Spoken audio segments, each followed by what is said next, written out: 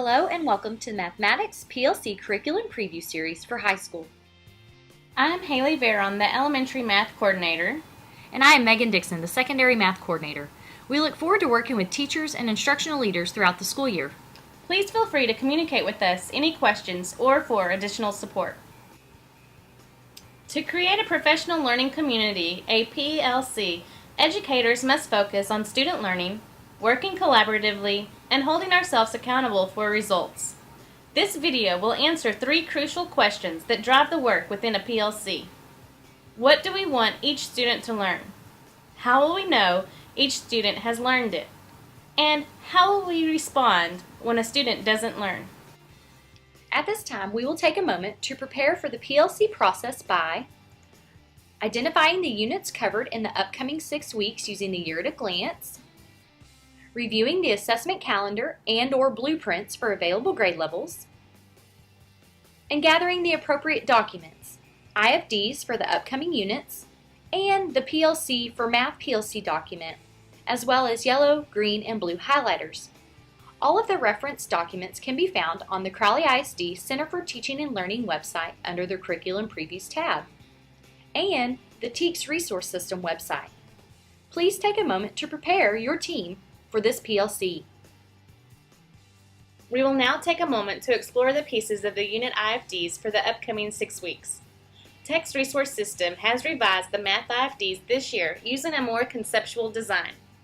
The components of the IFD we will discuss are the unit overview, overarching understandings and questions, performance assessments, formerly called performance indicators, overarching concepts and unit concepts, unit understandings, misconceptions and underdeveloped concepts, unit vocabulary, and unit level specificity.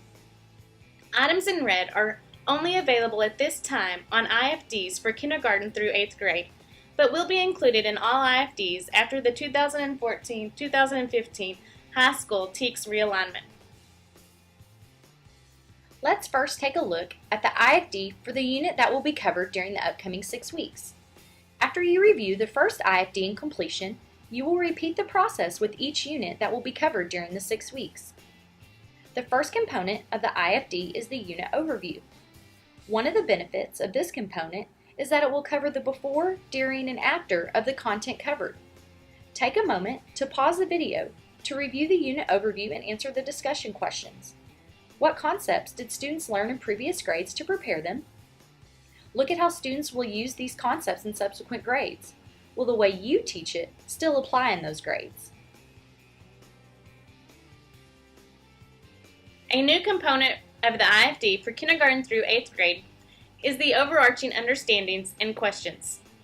Overarching understandings are generalized statements that move beyond the specifics of a unit or topic and encompass big ideas and overarching concepts, the why of learning.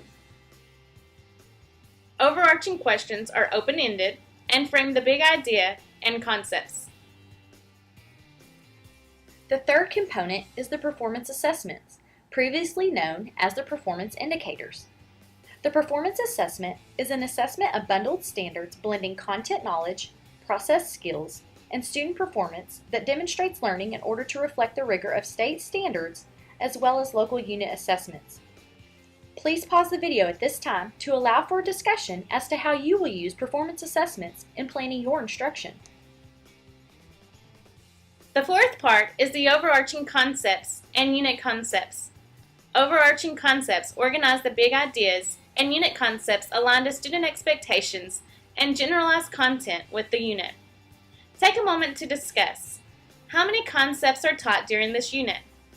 Which of the concepts are new to your team or to the students? Next is the unit understandings. The unit understandings are major points of the bundled standards and frame what the student should know after completing the unit. They are directly correlated to the performance assessments and concepts. They serve to connect overarching understandings with daily instruction. New to the unit understanding sections for kindergarten through 8th grade are unit questions. Unit questions are open-ended, thought-provoking questions that are specifically aligned to the unit understandings to frame student inquiry. Unit questions may be wrapped with appropriate process skills. The sixth component is misconceptions and underdeveloped concepts.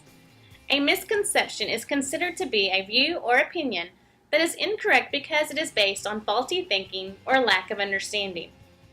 The underdeveloped concepts, which are considered to be an inadequate, superficial, or partial understanding of the conceptual idea or skill. Pause the video and discuss.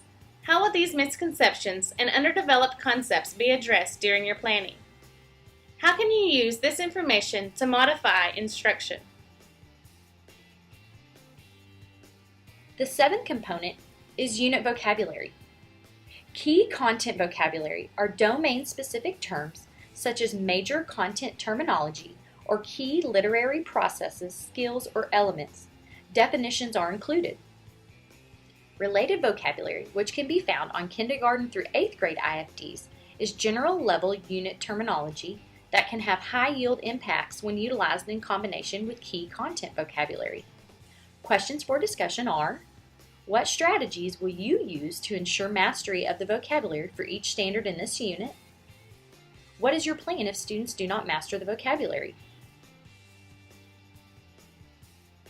The last piece is the unit level specificity. This part is where the TEKS are broken down to the minute details and expectations of what students are supposed to learn. When reviewing the standard, make sure to identify the cognitive level. These are the verbs that define what the students will be able to do.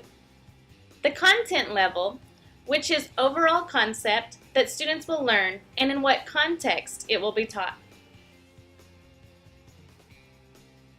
Also available on the IFD are system resources and other resources, such as state trainings and other references.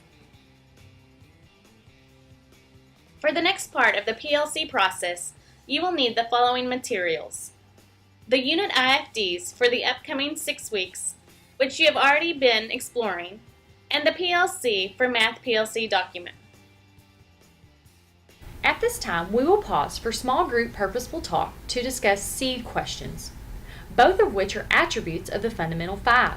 Seed questions are essential to guiding and focusing conversations to the desired learning outcomes. During this time, focus specifically on previously identified readiness standards. Some of the questions we will list have been embedded in previous slides for discussion, but can be reviewed at this time. What concepts did students learn in the previous grade to prepare them for this unit? This can be found in the unit overview of the IFD. Also in the unit overview, look at how students will use that concept in subsequent grades. Will the way you teach it help prepare students for future learning?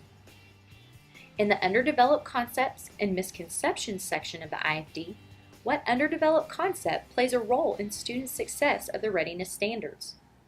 Also, what common misconceptions deter students from being successful? From the listed vocabulary, which terminology will play a key role to ensure mastery? And last, how have you taught this content in the past and how will you teach it differently this year? Please keep in mind that small group purposeful talk about the learning typically lasts between 30 seconds to 3 minutes per question. Please pause the video at this time to allow for discussion. After reviewing all units in the upcoming 6 weeks, we will begin the Now What piece of the PLC curriculum preview.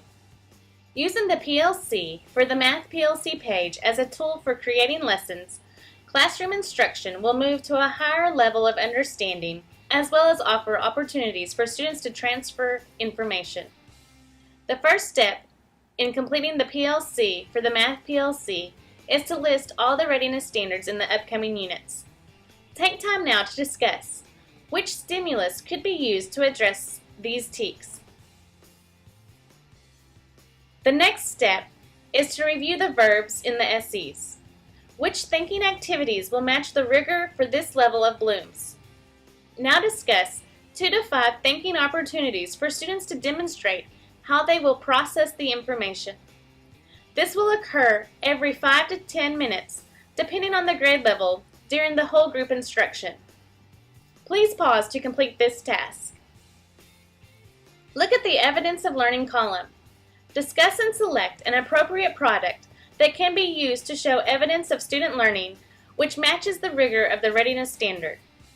Questions to think about when selecting the evidence of learning. How will students demonstrate their thinking? How will we know when students have mastered the concept? Once you have selected an end product or evidence of learning, you will use high-yield instructional strategies to support student learning. This is not an exhaustive list of all the instructional strategies. Please feel free to choose other high-yield instructional strategies. This is an example of what a completed PLC for Math PLC document might look like. Some resources with examples of instructional strategies are shown. These are only a few of the infinite amount of instructional strategies out there. Also visit the Center for Teaching and Learning on the Crowley ISD website for more examples. Take a moment to discuss an instructional strategy you have used in the past or might use to teach concepts in the upcoming units. An integral part of the PLC, Now What, is intervention. Take time now to discuss the following questions and what they may look like on your campus. How will we provide students with additional time and support in a timely, directive, and systematic way when students experience difficulty? How can we enrich the learning of students who are already proficient? We appreciate you participating in the PLC Curriculum Preview. Please be sure to submit a completed copy of the PLC for Math PLC to the appropriate campus designee. Thank you, and we look forward to serving you.